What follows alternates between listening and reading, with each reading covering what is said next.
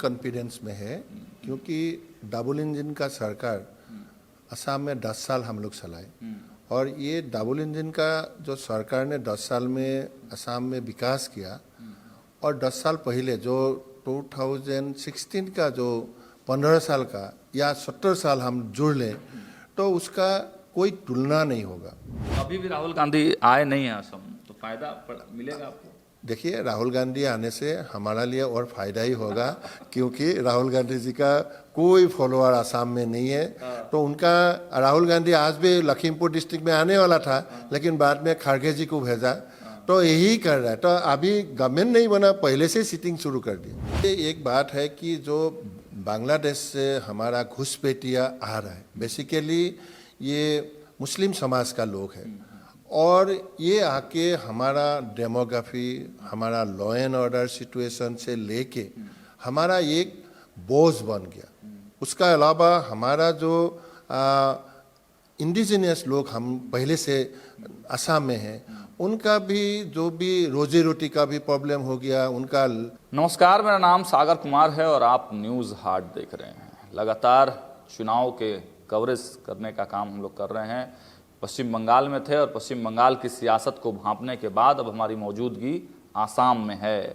5 राज्यों के चुनाव में ये 2 जो राज्य हैं, बंगाल और असम, काफ़ी जो है हॉट माने जा रहे हैं। और भारतीय जनता पार्टी के दृष्टिकोण से असम कितना महत्वपूर्ण है ये हमने विश्लेषणों में आपको बताया है। इस वक्त हम भारतीय जनता पार्टी के असम के ऑफिस में हैं और ये पूर्वोत्तर का सबसे बड़ा बीजेपी का पार्टी ऑफिस है और हमारे साथ इस समय सांसद प्रधान बरुआ जी मौजूद हैं। पहले तो बहुत स्वागत है सर आपका। धन्यवाद।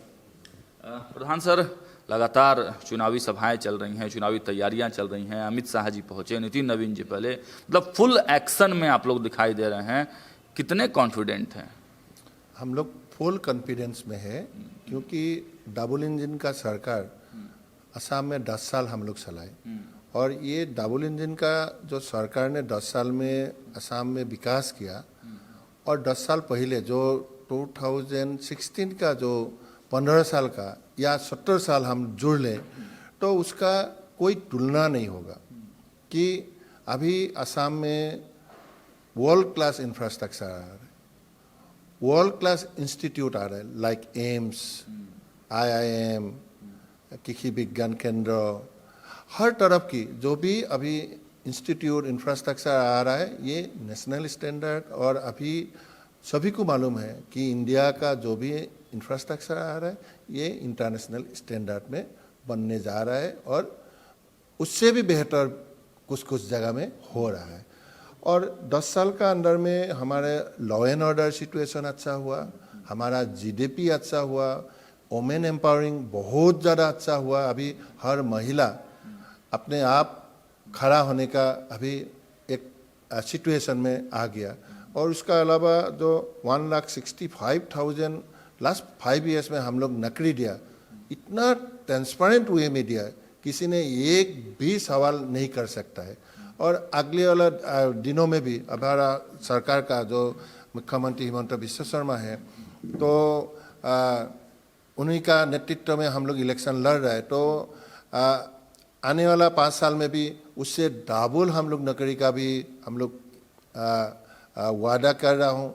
और जो युवा का जो हर लोगों को तो नौकरी नहीं मिलेगा, लेकिन उनको कुछ बिजनेस करने के लिए, कुछ एंटरप्रेन्योरशिप डेवलपमेंट करने के लिए, उनके लिए भी हम लोग 10 लाख युवाओं का तो उसका भी प्रावधान हमने किया। इसका अलावा हमारा जो भी मेडिकल कॉलेज हर डिस्ट्रिक्ट में लगभग बनने वाला है, तो अभी हमारा 20 से ज़्यादा हो गया।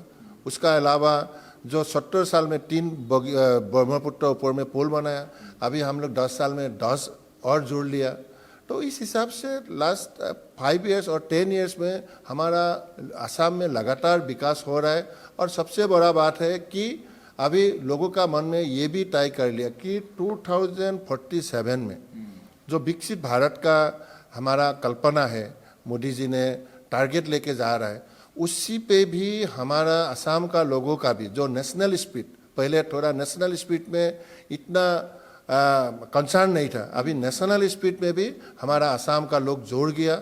और इसका वजह यही है कि मोदी जी आके हमारा कार्यकर्ता साथ भी उन्होंने काफ़ी मेहनत किया बीच में रह के कि उनको एम्पावरिंग करने के लिए। उसका अलावा जैसे हर डिपार्टमेंट का जो नॉर्थ ईस्ट में 15 साल में कांग्रेस गवर्नमेंट ने 1.5 लाख करोड़ डिवोल्यूशन फंड दिया, तो हमारा 10 साल में 5.5 लाख करोड़ का मोदी जी ने फंड दिया। उसका अलावा भी काफ़ी और फंड से भी हमारा नॉर्थ ईस्ट को जोड़ा। लेकिन इन सब के अलावे देखिए बहुत सारे डेवलपमेंट के काम हुए, पॉपुलैरिटी लेवल भी सीएम का बहुत अच्छा है, सब कुछ ठीक है। इसके बावजूद भी आखिर असम में ये हिंदू मुस्लिम क्यों करना पड़ता है प्रधान साहब?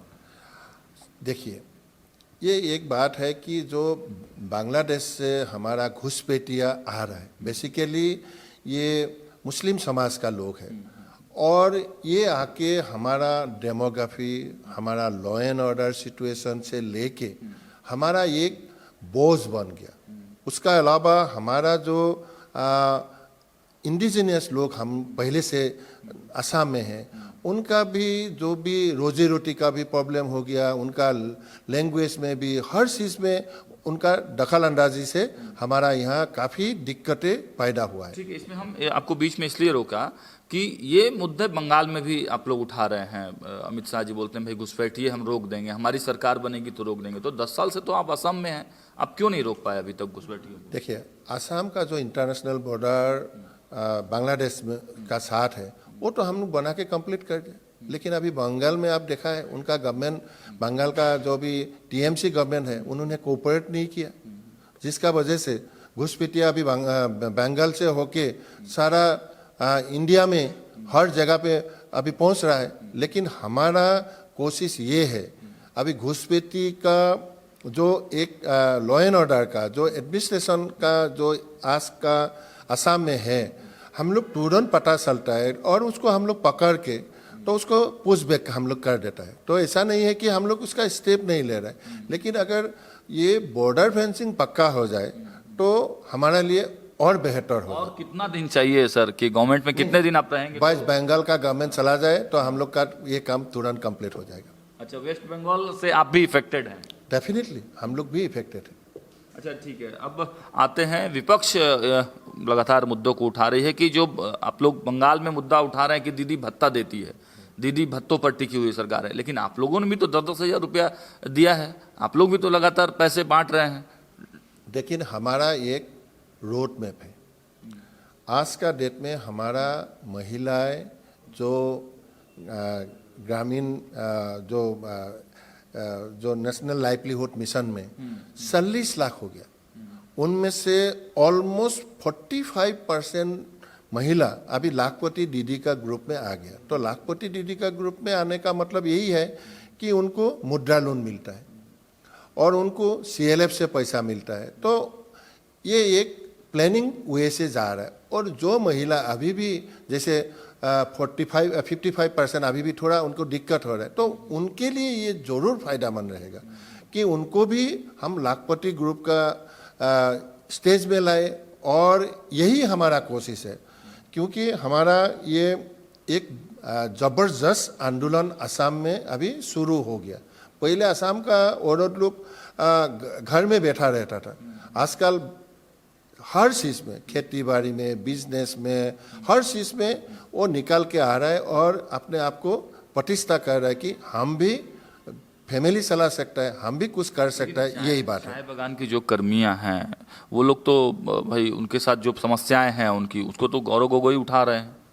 देखिए, 70 साल में क्या हुआ, टी गार्डन में क्या किया, उनमें एक प्रधानमंत्री आवास योजना का घर नहीं दिया, इलेक्ट्रिसिटी का फ्री कनेक्शन नहीं दिया, पीने का पानी का कोई इंतजाम नहीं किया, रोड कनेक्शन कोई मालिक अगर बना सकता है तो रोड था, नहीं तो नहीं था। लेकिन आज का डेट में हर बागान में कम से कम पक्का रोड ये सरकार बना रहा है। ये 2 it is a private sector area है, तो उसका बावजूद भी, और स्कूल हम लोग बना रहा है, हॉस्पिटल का फैसिलिटी हम लोग दे रहे हैं। जो महिला लोगों का ऊपर में जैसे प्रेग्नेंट औरत के लिए हम लोग पैसा दे रहे हैं, लेकिन वो एक कंपनी में काम कर रहे हैं। इसका बावजूद भी क्योंकि काफ़ी ज़्यादा आबादी है, ये आबादी अगर पिछड़ा रह जाएगा तो हमारा स्टेट कभी भी आगे नहीं जा सकता है। इसीलिए हम लोग आगे भी हमारा एक रोड मैप तैयार है, उसके स्कूल को और अच्छा बनाना है, पीने का पानी देना है, और उनको भी जैसे हमारा गांव का महिला जो बाकी महिला आगे जा रहा है तो उस हिसाब से उसी का ऊपर में भी काम करने के लिए कोशिश कर रहा है। और भी हमारा ये है कि अभी जो महिलाएं हैं उसका ऊपर में हमारा और भी काफ़ी स्कीम आने वाला है। गौरव गोगोई कितने बड़े चैलेंज हैं? कोई चैलेंज नहीं है उनका। मुझे जो लगता है अभी भी पॉलिटिकल जो मैच्योरिटी आना चाहिए, मुझे नहीं लगता है कि अभी भी गौरव गोगोई जी का पॉलिटिकल मैच्योरिटी आ रहा है। एक पॉलिटिकल पार्टी संभालने के लिए उनको ऑर्गेनाइजेशन कैसे मजबूत किया जाए, किसका ऊपर में आप भी बहुत दिन कांग्रेस में रहे हैं। हाँ था, ये कोई शिकायत नहीं है क्योंकि मैं भी कांग्रेस में था, लेकिन हम लोग जिस टाइम में कांग्रेस में था उस टाइम में हमारा